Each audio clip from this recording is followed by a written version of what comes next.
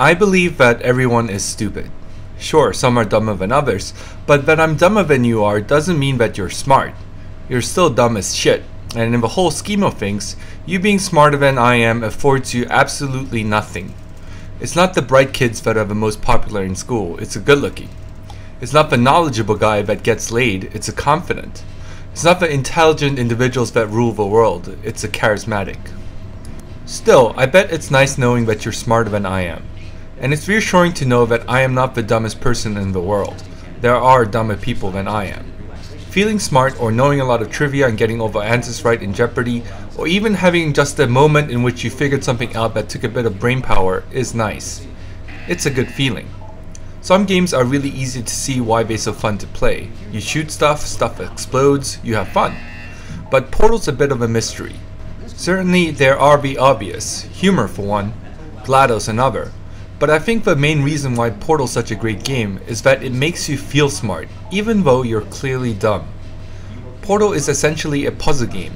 Never has figuring out how to get from point A to point B felt more rewarding. It's like praising a dog generously for having mastered the command sit.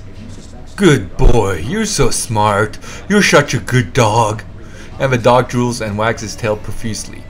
That's our relationship with the game. We're its dog, and we couldn't be happier about it. Portal 2 is obviously the sequel to the deservedly wanted and praised Portal. It has the number 2 after the word Portal.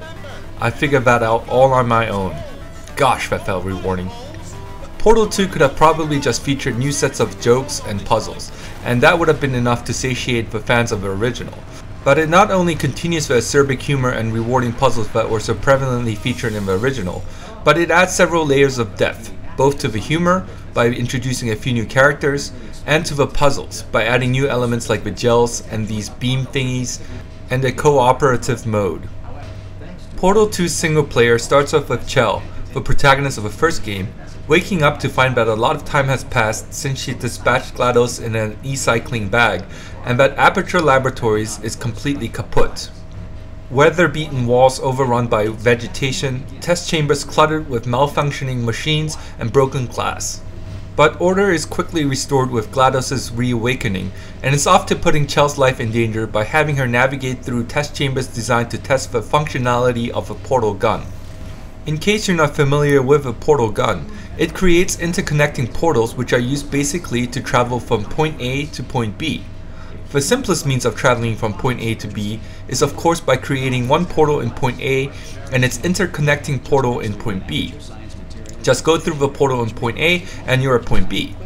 But of course nothing is this simple in these test chambers, mainly because you simply cannot create portals in or anywhere near point B. Some surfaces simply are not suitable for portals for whatever reason. So you have to exercise some creativity in utilizing the portal guns by manipulating laws of physics to build up momentum and fling yourself across a chasm or reach otherwise unreachable heights, or positioning portals to let laser beams or energy balls through so they can activate certain devices. Add some twists and complexities and turret guns to this formula and you have essentially all that the original Portal offers. And this is what the first 2/5 of Portal 2 offers. The execution needed to solve these puzzles is certainly new, but the game doesn't introduce any new elements that will make the first 2/5 of a game but a mere expansion. Except for these cubes with prismatic lenses called weighted pivot cubes that can be used to redirect laser beams, and aerial faith plates which fling the player through the air. Still, it is nice to revisit all that made the original so great. Portal 2 eases you into the puzzles, but thankfully, since a legitimate complaint of the first game is that the introductory phase is a bit on the long side, the difficulty quickly increases until you get to a phase that's just difficult enough to get your brain spinning rapidly, but not enough to cause dizziness. And you get introduced to Wheatley, an indecisive, ultra-neurotic, and most certainly not the brightest robotic personality sphere, voiced brilliantly by Stephen Merchant. He provides much of a humor and personality in the first 2/5 of the game, and thankfully so, since both are shockingly absent from GLaDOS. And this is my first of only 2 complaints I have about Portal 2. What happened to the GLaDOS I so loved in the first game? In Portal, she was hilarious and exuded vibrancy and was an absolute delight. She was like Chateau de Kim after a lovely meal. In Portal 2, she's bitter beer. All she does is hold a grudge against Chell and make fat jokes. Okay, so it's understandable that she holds a grudge, and one of the fat jokes in which she compares Chell to an eagle is laugh out loud funny, and all that bitterness coming through GLaDOS' sweet, cherubic voice is quite amusing, but it's still disappointing to find her in that state. Thankfully, Wheatley picks up the slack. Mind-bending and ultimately rewarding puzzles interspersed with commentaries by Wheatley make for a great time. But just as it starts getting really good, and just as I was enjoying the hell out of the game, everything comes to a crashing halt. In what is my second of only 2 complaints about Portal 2, Chell escapes from the test chambers and the game reverts to what I can only describe as Valve's version of pixel hunting. As I mentioned earlier, not all surfaces are suitable for portals.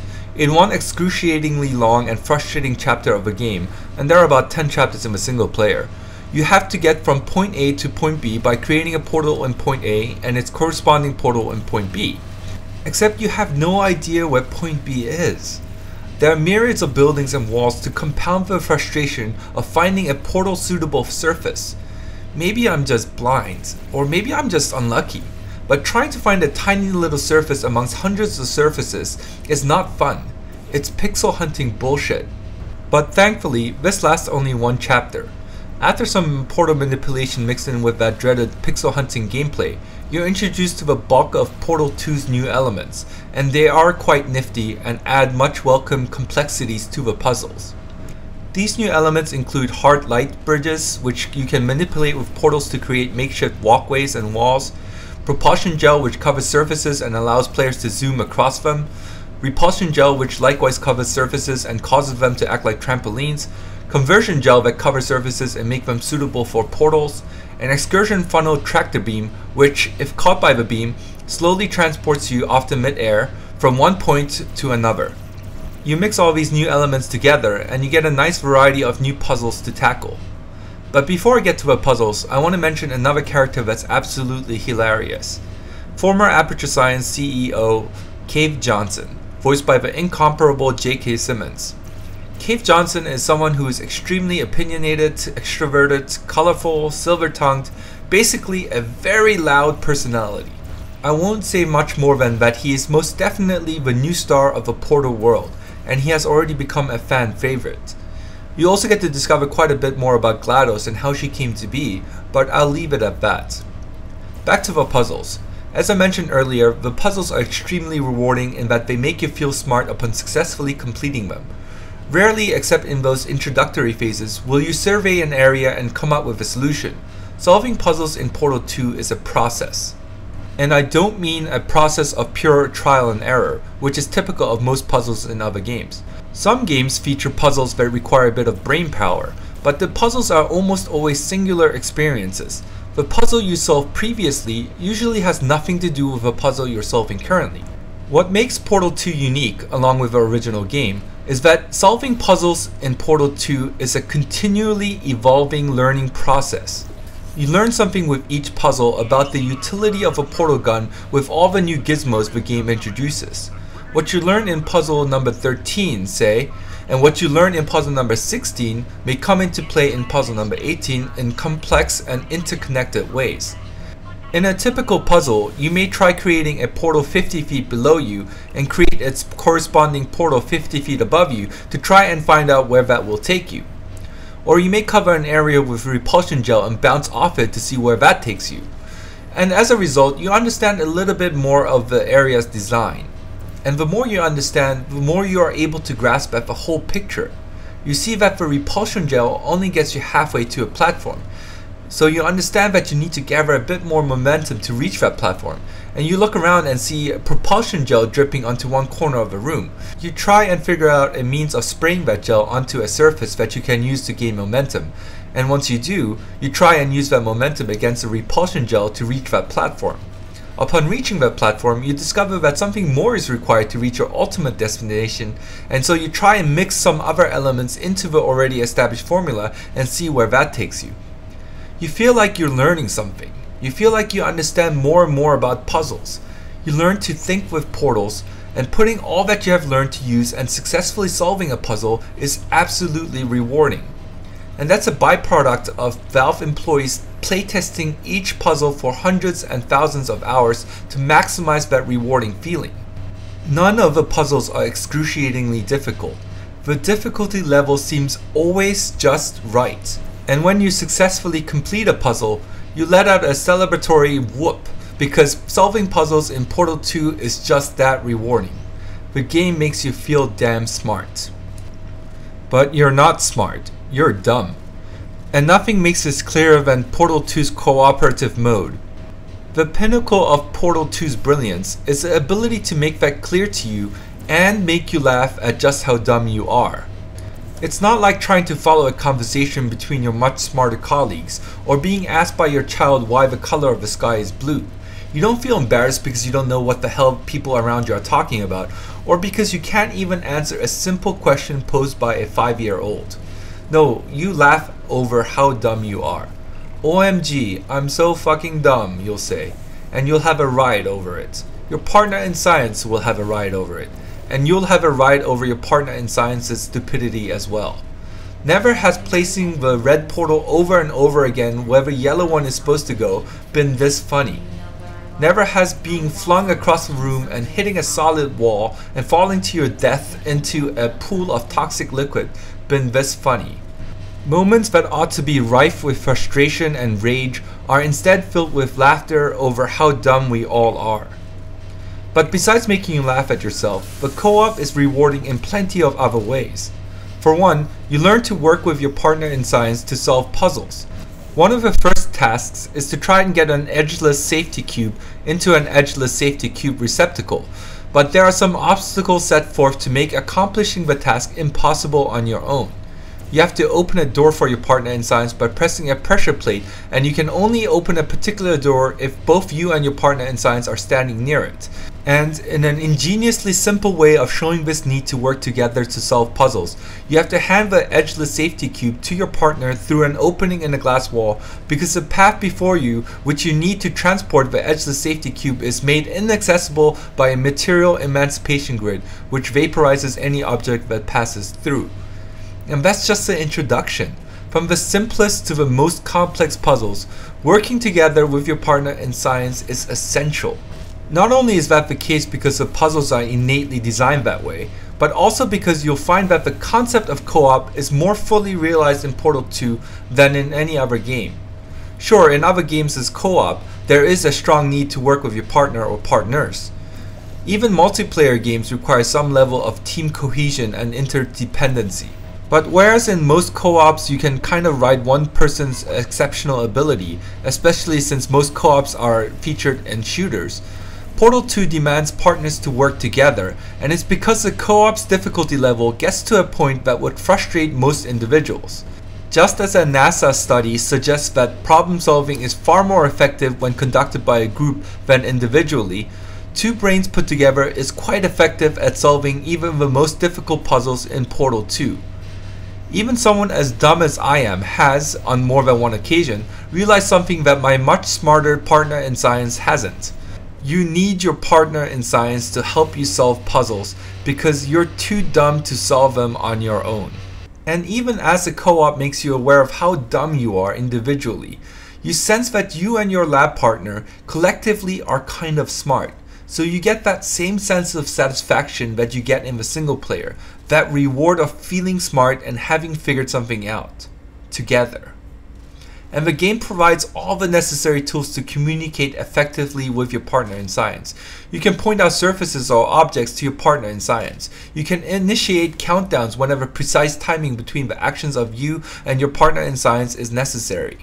Of course, you can simply voice chat, but even then, pointing at surfaces and objects is a must, so your partner in science can know precisely which button or surface you're referring to. And the more complex the puzzles, the more effective communication and figuring things out together become essential. And thankfully, GLaDOS, the bitter beer in the single player, is back to her former self in the co-op. You and your partner in science are testing robots called Atlas and Peabody. As she does in the single player, GLaDOS is mainly there to set up and guide you through the test chambers, but it's her narration that makes her such a gem. At first she seems genuinely happy that she has two non-humans as test subjects, But as you and your partner in science start to exhibit human tendencies, like high-fiving after solving a puzzle, or doing the robot, she starts to resent you both and tries to pit you against each other by playing not-so-subtle mind games, like telling you that your partner in science is doing a better job than you are. She'll chide you, she'll discourage you from behaving a certain way, she'll make fun of you and of humans in general. She'll blow you to pieces only to reassemble you for another set of tests. She'll point out how stupid you really are. It's GLaDOS at her most sadistic, sarcastic, cruel, manipulative, and villainous. It's GLaDOS at her absolute best. And you love her for it, even as she treats you like a dog. As is the case with the game, we are all stupid. Valve knows this. Valve knows that rewarding players is absolutely essential in keeping the players engaged and happy. You're rewarded with humor, with interesting characters, wonderful narration, and most of all, this feeling of having accomplished something, of figuring out solutions to complex puzzles. Even as you're clearly dumb, you will feel smart in Portal 2. You'll feel amply rewarded for having solved its puzzles, like a dog being praised profusely for having fetched a newspaper, or being fed delicious bacony treats for extending one of its paws out to you. We are Portal 2's bitches, and we couldn't be happier about it.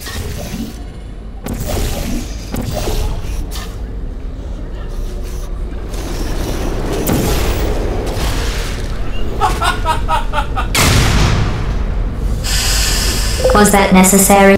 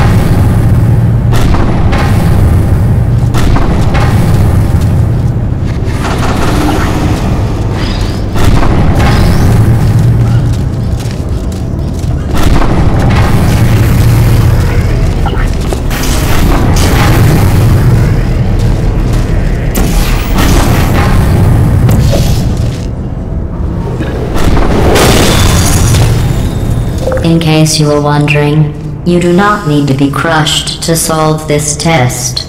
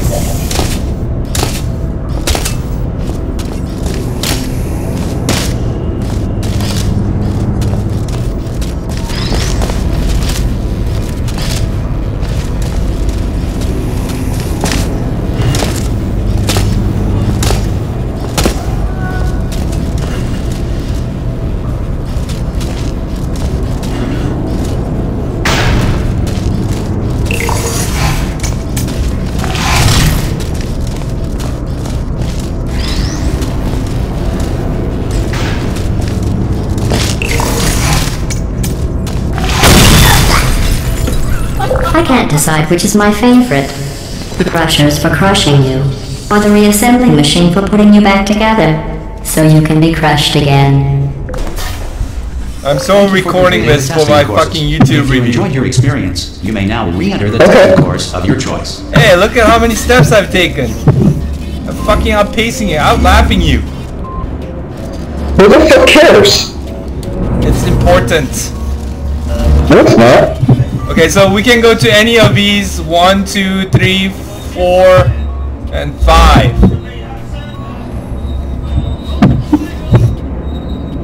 So I guess we should. Are you watching something? Huh? Here's 1. Here's 2. Oh yeah, I'm watching Aliens. Here's 5. Here's 4. And there's 3. You want to just go in order? How are you pointing? Jesus Christ.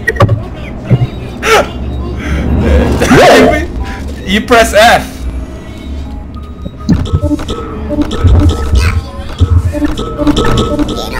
There you go. You got I didn't realize- tutorial. No, I didn't realize you actually pointed. Painted? Pointed. Point? Yeah. That's the whole point of pressing F. You point. You tell your partner where to put the fucking portal. You son of a Things like this. You It isn't fucking even a dumbass. test.